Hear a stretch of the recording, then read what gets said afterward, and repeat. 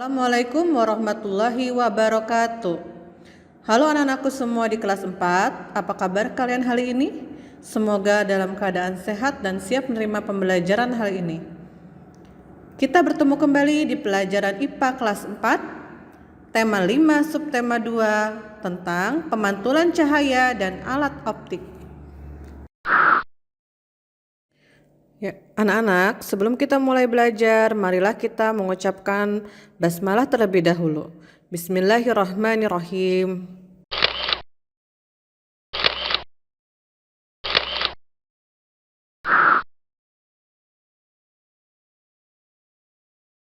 Sebelum memulai pembelajaran, Ibu akan sampaikan dulu tujuan pembelajaran hari ini. KD-nya masih sama dengan minggu kemarin, yaitu KD 3.6, menerapkan sifat-sifat cahaya dan keterkaitannya dengan indera penglihatan.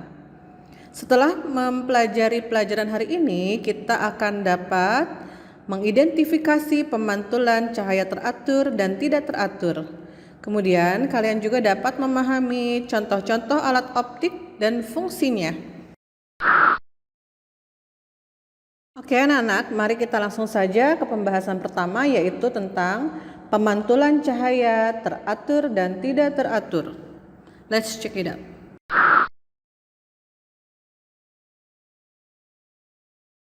Saat mengenai benda bening, cahaya dapat menembus dan dapat diteruskan.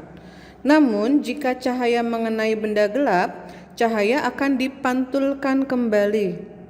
Pantulan cahaya dari suatu benda akan masuk ke dalam mata sehingga kita dapat melihat benda tersebut. Berdasarkan jenisnya, macam-macam pemantulan cahaya ada dua. Yang pertama, pemantulan cahaya teratur. Pemantulan cahaya teratur terjadi ketika cahaya mengenai benda yang memiliki permukaan rata. Contohnya cermin datar dan permukaan air yang tenang. Pemantulan yang kedua adalah pemantulan cahaya tidak teratur. Pemantulan cahaya tidak teratur terjadi ketika cahaya mengenai benda yang memiliki permukaan tidak rata. Contohnya permukaan jalan yang berbatu dan air yang bergelombang. Berikut contoh gambar dari pemantulan cahaya yang teratur. Tadi contohnya yang pertama, pemantulan teratur pada cermin, ya. Kemudian pemantulan teratur pada permukaan air danau yang tenang. Dan berikut adalah contoh gambar dari pemantulan cahaya yang tidak teratur. Contohnya ketika pemantulan terjadi pada permukaan air yang bergelombang.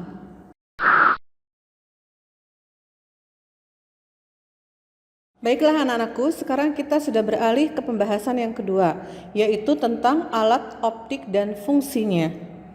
Alat optik merupakan alat-alat yang memanfaatkan sifat cahaya. Alat optik yang akan kita bahas hari ini adalah diantaranya, yang pertama lup, kemudian kedua mikroskop, yang ketiga kacamata, dan keempat adalah periskop. Mari kita simak penjelasannya lebih lanjut.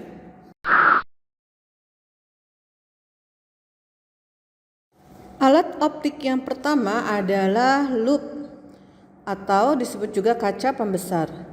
Lup terbuat dari sebuah lensa cembung. Lup dapat membantu kita melihat benda-benda berukuran kecil. Dalam memperbesar suatu benda, lup akan menerapkan sifat cahaya, yaitu dapat dibiaskan. Berikut ini adalah contoh dari gambar lup ya ketika melihat tulisan di buku. Benda yang dilihat dengan bantuan lup akan tampak lebih besar dari aslinya.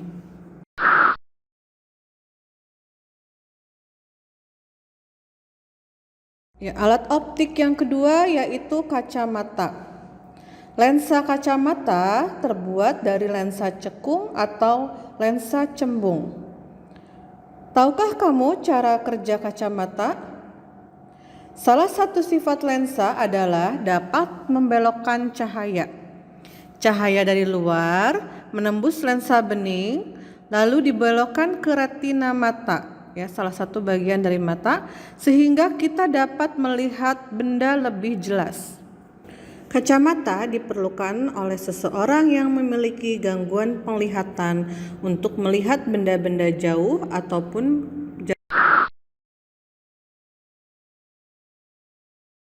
Alat optik yang ketiga adalah mikroskop, yaitu alat yang digunakan untuk melihat benda yang sangat kecil, misalnya bakteri dan jamur. Mikroskop dapat membantu kita untuk melihat benda yang tidak kasat mata, karena dapat memperbesar bayangan sampai 100 kali lipat bahkan lebih. Ya, berikut ini adalah gambar seseorang yang melihat benda dengan menggunakan mikroskop elektron. Mikroskop elektron dapat memperbesar benda lebih banyak ya daripada mikroskop cahaya. Mikroskop elektron bisa membuat terlihat lebih besar 1-2 juta kali lipat. Serbuk sari yang kecil pada bunga ya, yang setitik itu bisa menjadi terlihat jelas seperti gambar yang sebelah kanan.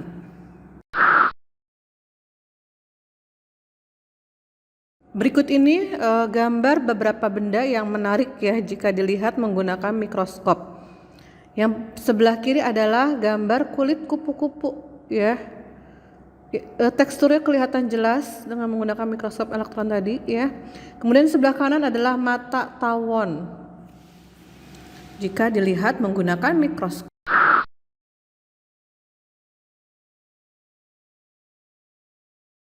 Kita beralih ke alat optik yang terakhir kita bahas hari ini, yaitu periskop. Periskop digunakan pada kapal selam ya untuk mengamati bagian di atasnya, yaitu bagian permukaan laut. Berikut cara kerja dari periskop. Yang pertama, cahaya yang masuk dari bagian ujung periskop akan dipantulkan oleh cermin. Pantulan cahaya tersebut kemudian merambat lurus menuju cermin kedua. Saat mengenai cermin kedua, cahaya kembali dipantulkan. Pantulan cahaya dari cermin kedua akan mengarah ke mata sehingga kita dapat melihat keadaan di atas periskop. Jadi dengan periskop ini, seseorang yang berada di kapal selam ya bisa mengintip keadaan di atas permukaan laut.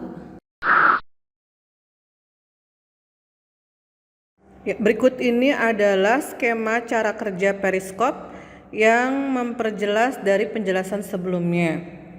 Jadi, periskop ini dalam penggunaannya memanfaatkan dua sifat cahaya, yaitu yang pertama cahaya merambat lurus dan cahaya dapat dipantulkan.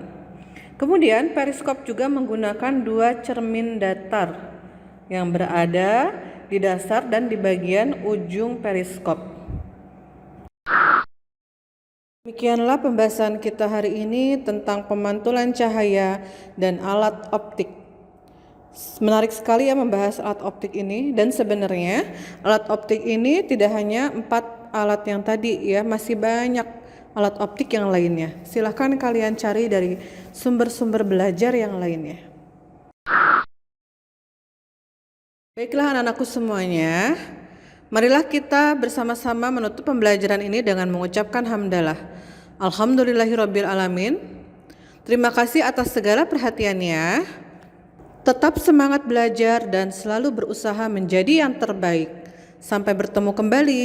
Wassalamualaikum warahmatullahi wabarakatuh.